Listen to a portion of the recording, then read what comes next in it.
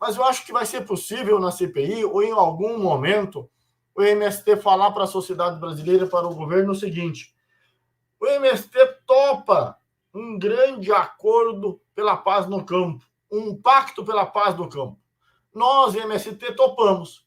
E aí vai ficar a pergunta: senhor governo e senhora sociedade brasileira, vocês topam também? Mas que acordo é esse? Que pacto é esse? O que vocês acreditam? A gente já falou um pouco do que pode sair da CPI. E o governo? Como vocês estão vendo o governo dentro das atitudes em relação... Eu vi uma live do Lula falando um pouco sobre ocupação, que basta mas sobre as ocupações de terra. Como vocês estão vendo o governo Lula no debate de moradia e direito à terra? Eu queria ouvir de vocês. E o que ele pode fazer para ajudar na prática também, né? Eu queria ouvir de vocês. Infelizmente, o governo federal e os governos estaduais e municipais também, em certa medida, além de ganhar no voto, para exercer o seu mandato é necessário também uma força social. Não dá para se iludir que imaginar que um governo, ao vencer, e como vencemos por uma margem tão pequena, infelizmente, esse agromilitar, essa mensagem que foi importada e foi introduzida no Brasil a partir de 2013, onde menos Estado, sem discussão de gênero, essa forma de ver a política, e que a Rede Globo, entre outras meios de comunicação, contribuiu muito, rebaixou a sociedade brasileira no aspecto da compreensão da política e do papel do Estado. E os 4 anos do Bozo meio que destruíram a estrutura administrativa do Estado brasileiro, da União, do poder da República Brasileira. Então, nesses 6 primeiros meses, o governo gastou tempo e energia para reconstruir os ministérios. O Ministério da Reforma Agrária, por exemplo, tinha sido extinto. O Ministério dos Povos Indígenas não existia.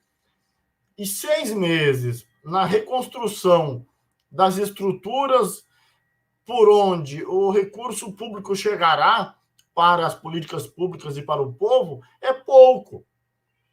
O governo Lula, a bem da verdade, deveria ter 1 ano a mais do mandato, deveriam ser 5 anos, porque levará 1 ano na reconstrução da linha de transmissão do orçamento público até chegar no povo.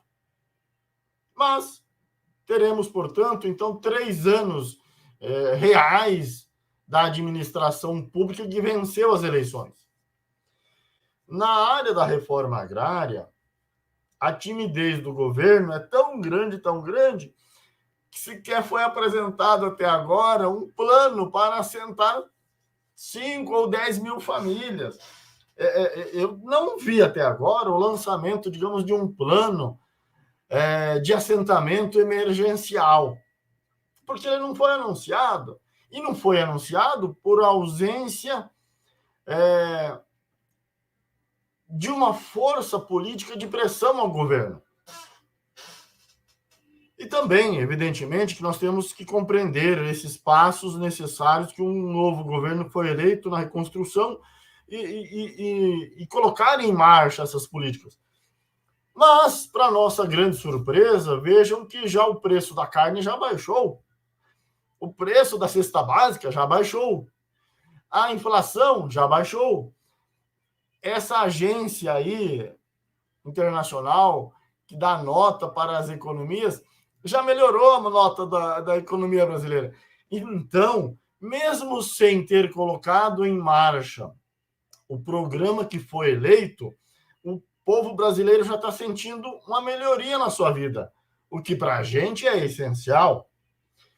E na reforma agrária, é bem provável que quando os dirigentes do MST forem convocados ali para a CPI, eu vou adiantar aqui, mesmo sem ter a autorização, mas eu acho que vai ser possível na CPI, ou em algum momento, o MST falar para a sociedade brasileira, para o governo, o seguinte: O MST topa um grande acordo pela paz no campo, um pacto pela paz no campo. Nós, MST, topamos. E aí vai ficar a pergunta, senhor governo e senhora sociedade brasileira, vocês topam também? Mas que acordo é esse? Que pacto é esse? Primeiro, assentar todas as famílias que estão cadastradas no INCRA. Em um ano, assentar 1 milhão, 2 milhões, assentar todas as famílias que estão no cadastro do INCRA aguardando o assentamento.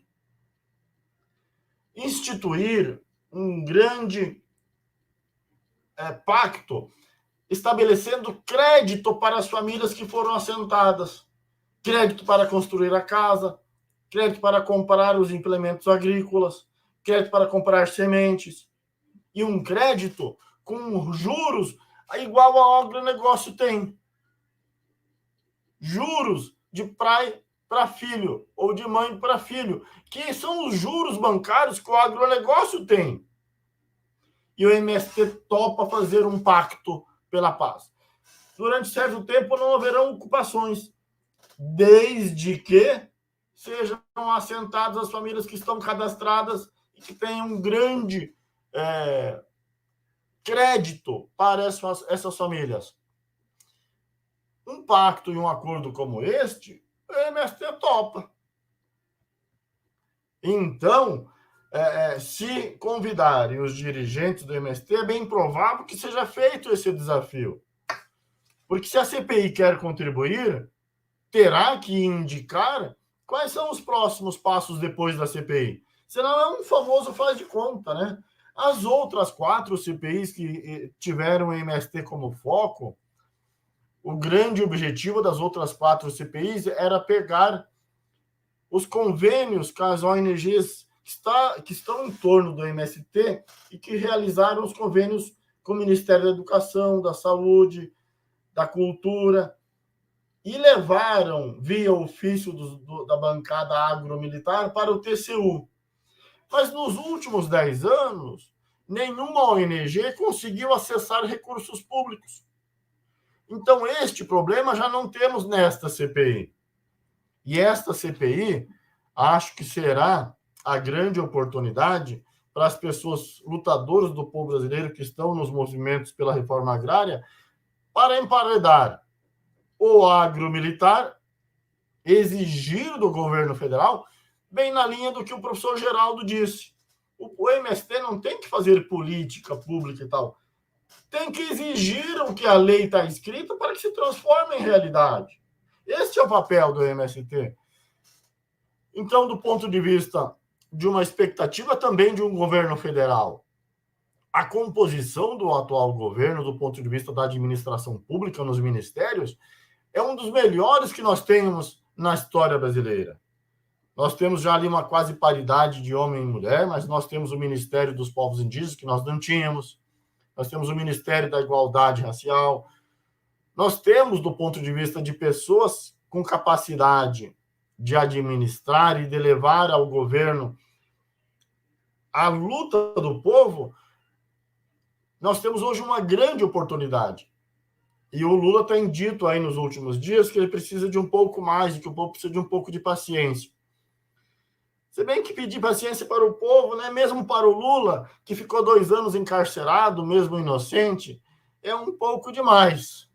É uma pena, e aí digo isso assim, uma pena que o nosso povo vai demorar um pouco para colocar em marcha as grandes lutas do povo brasileiro na área urbana e na área rural.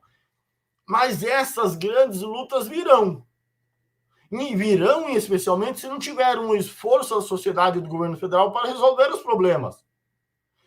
E essa luta que nós estamos aguardando e que nós estamos incentivando. Muitas ocupações de áreas urbanas e muitas ocupações na área rural.